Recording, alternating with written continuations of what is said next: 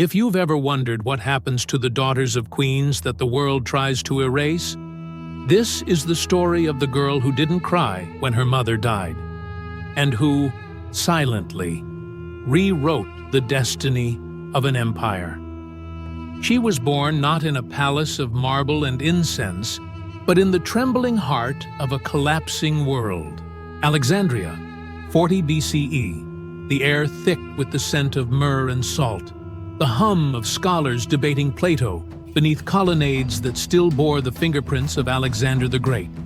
And above it all, the quiet, terrifying authority of her mother, Cleopatra VII, Philopator, Queen of Egypt, last pharaoh of a dynasty older than Rome itself. Selene was the third child of Cleopatra and Mark Antony, the daughter conceived not merely from passion, but from political necessity. A living covenant between two fallen empires, one fading, one rising. Her birth was celebrated with feasts in the Serapeum and whispered prayers to Isis, who had once borne Horus, the divine child of resurrection. But even then, the omens were dark. The Senate in Rome called her father a traitor. Octavian, the boy king turned warlord, watched from afar, his eyes cold as the Mediterranean at dawn. He did not hate them, he feared them. And fear in Rome was always followed by annihilation. Selene's first cries were drowned by the clatter of chariots on the docks, by the arrival of Roman envoys bearing gifts of silk and olive oil, gifts that carried hidden threats. She was named Selene after the Greek moon goddess, sister to Helios, the sun. A poetic irony. While her father was the sun, bright, blazing, doomed, she would be the moon, cool, reflective, enduring through darkness. From infancy, she was groomed for spectacle. Nurses sang lullabies in Egyptian, Greek, and Latin. Tutors taught her to read Homer before she could walk, to recite the names of Ptolemaic ancestors before she learned her own. She was shown portraits of her great-grandmother Berenice II, who had sacrificed her hair to the gods, of her grandmother Cleopatra V, who had ruled as regent, of her mother who had sailed down the Nile in a golden barge dressed as Isis and seduced not just men, but history itself. By age 6, Selene understood that her life was not hers to command. She saw how her brothers, Alexander Helios and Ptolemy Philadelphus, were paraded before foreign dignitaries as kings of kings, their tiny crowns gleaming under torchlight. She heard the hushed conversations between her parents. "If we lose, they will take the children." "No," Cleopatra whispered once, holding Selene close as thunder rolled over the harbor. "If we lose, they will make them forget they ever existed." That night, Selene dreamed of being buried alive inside a sarcophagus lined with hieroglyphs and waking up alone, surrounded by silence. Rome had already begun its slow erasure.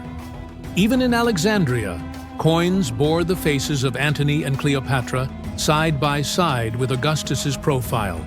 Forced symbiosis, a lie made official. Selene learned early, power is written in ink, but memory is carved in stone. And if you are a girl, especially a girl born of a defeated queen, your name is the first thing they try to scrub away. She was not destined to be a wife. Not yet. Not simply a bride. She was destined to survive.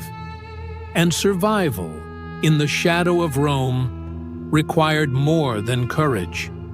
It required reinvention. When the legions came, it was not with trumpets or siege engines, it was with silence. Octavian's army entered Alexandria not as conquerors, but as cleaners. They swept through the streets like tide washing over sand, methodical, clinical. No massacre, no looting, just order. The Temple of Caesarion was razed, the royal library partially burned. The treasures of the Ptolemies shipped north in crates marked imperial property, and the children. They were not killed. They were preserved. On the day her mother died, Selene stood behind a curtain in the mausoleum, watching through a crack in the stone. She saw Cleopatra, pale, serene, draped in the gold-threaded robe of Isis, a serpent coiled around her wrist. She did not scream, did not beg.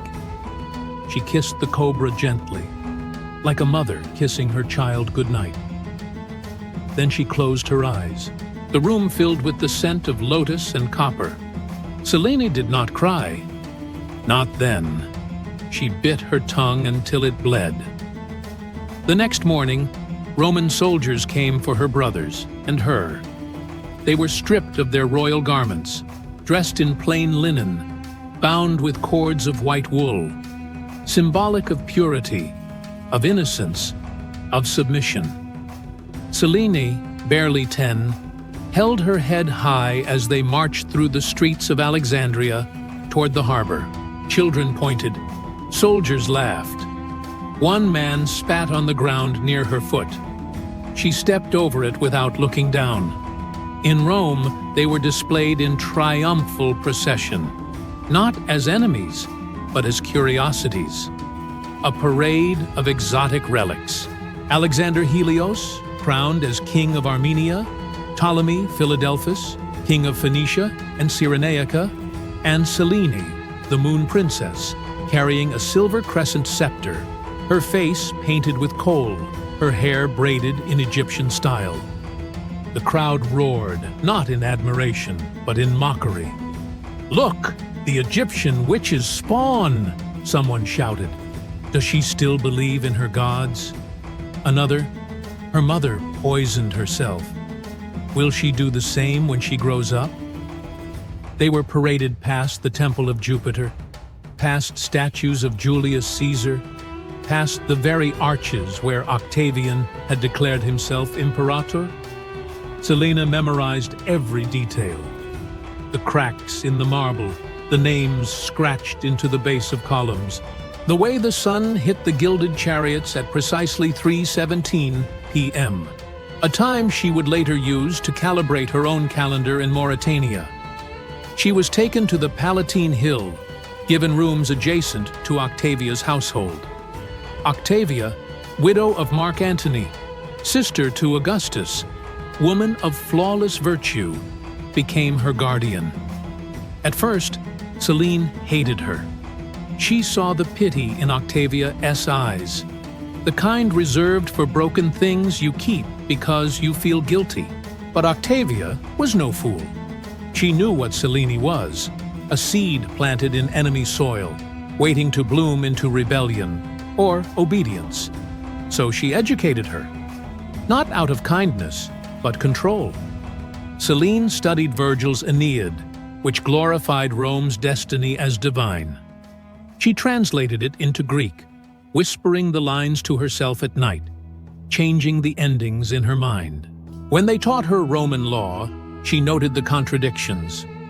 All citizens are equal under the law, except those whose mothers wore crowns. When they showed her the Pantheon, she counted the oculus, the eye of heaven, and thought, "My mother looked up at the same sky. Did she see us coming?" At 13, she was forced to attend the dedication of Augustus's new temple to Apollo. There, beside the altar, stood a statue of Cleopatra, broken, decapitated, her face replaced with a mask of Medusa. Selene did not flinch. She bowed. She offered incense. She smiled. That night, she wrote her first letter, to no one. She folded it into a scroll of papyrus, sealed it with wax shaped like an ankh, and buried it beneath the floorboards of her chamber. It read, "I am not your trophy. I am not your lesson. I am Selene, daughter of Cleopatra. I remember everything." By 16, she was fluent in 5 languages. She could recite the entire Book of the Dead from memory. She played the lyre better than any Roman noblewoman. And she had learned the most dangerous skill of all: how to listen when others spoke too much. Then came the marriage proposal. Juba II, Prince of Numidia, raised in Rome since childhood, son of a deposed king, educated by Cicero himself, fluent in Latin, Greek, and Berber dialects. Juba spoke little. Selene spoke less. Mauretania was not Egypt. It was wilder, dustier, more ancient. The land stretched from the Atlantic to the Atlas Mountains, a mosaic of desert, forest, and coast, inhabited by Berber tribes who spoke no Greek, worshipped no Isis, and cared nothing for Roman titles. The capital, Iole, later Caesarea, was a crumbling port town. No libraries, no temples, no statues, only silence. But Selene did not come to rule a kingdom. She came to build one. She ordered the import of Egyptian scribes, Greek philosophers, Carthaginian merchants. She commissioned masons to carve reliefs depicting Cleopatra as Hathor, holding Selene as the infant Horus. She had amphitheaters built not for gladiators, but for poets. She hosted debates where Libyan elders argued alongside Alexandrian mathematicians. She introduced the concept of public baths modeled after those in Alexandria, complete with frescoes of Nile floods and lotus blossoms. She refused to wear Roman stola.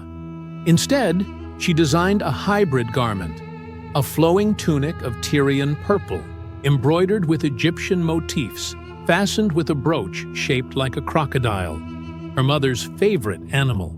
She insisted on being addressed as queen in native tongues, not princess in Latin. She funded schools where children learned both Latin and Punic, where girls studied astronomy and medicine alongside boys. Juba, initially hesitant, became her partner, not in love, not yet, but in purpose. He saw in her what Rome had tried to extinguish, a mind that refused to be silenced. Together, they rebuilt Caesarea into a beacon of syncretism. Coins minted there bore Juba's profile on one side, Selene's on the other, with the inscription, Regina Selene, Filius Cleopatrae, Queen Selene, daughter of Cleopatra.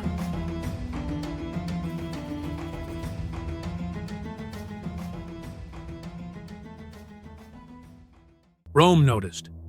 Letters arrived from Augustus, praising her loyalty, warning her against excessive nostalgia, offering honors, demanding tribute.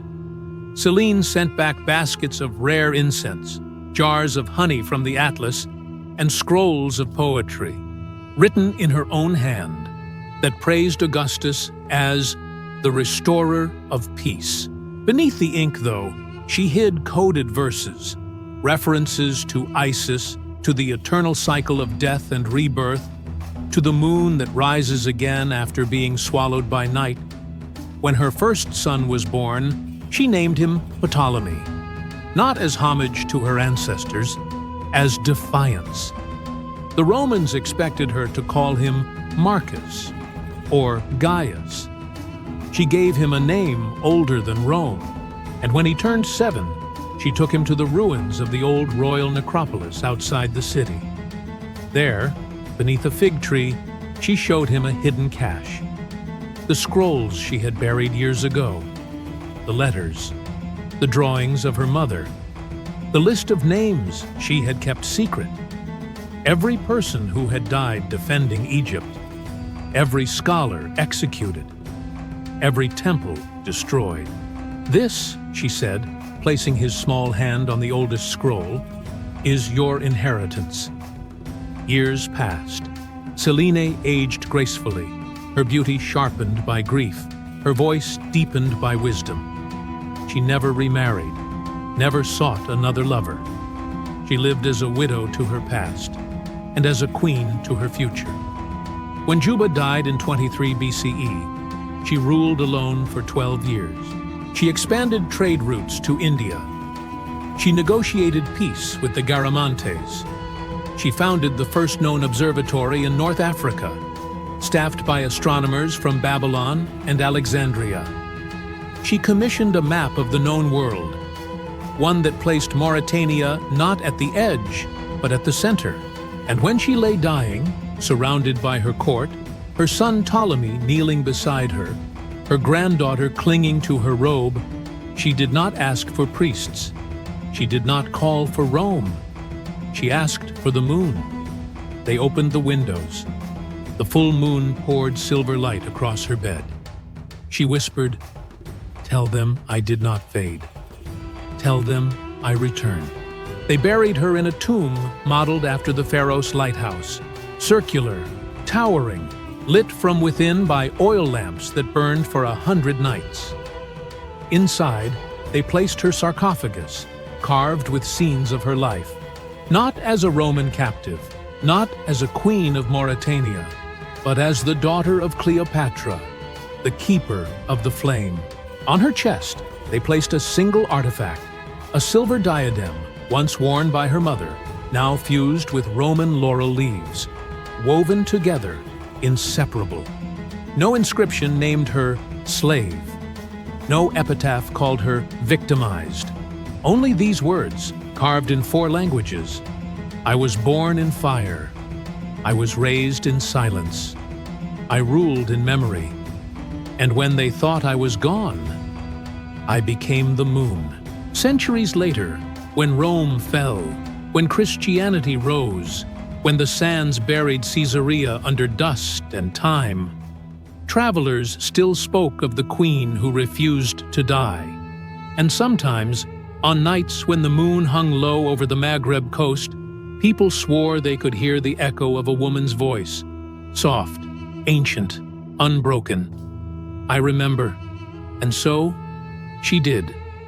And so, we must too.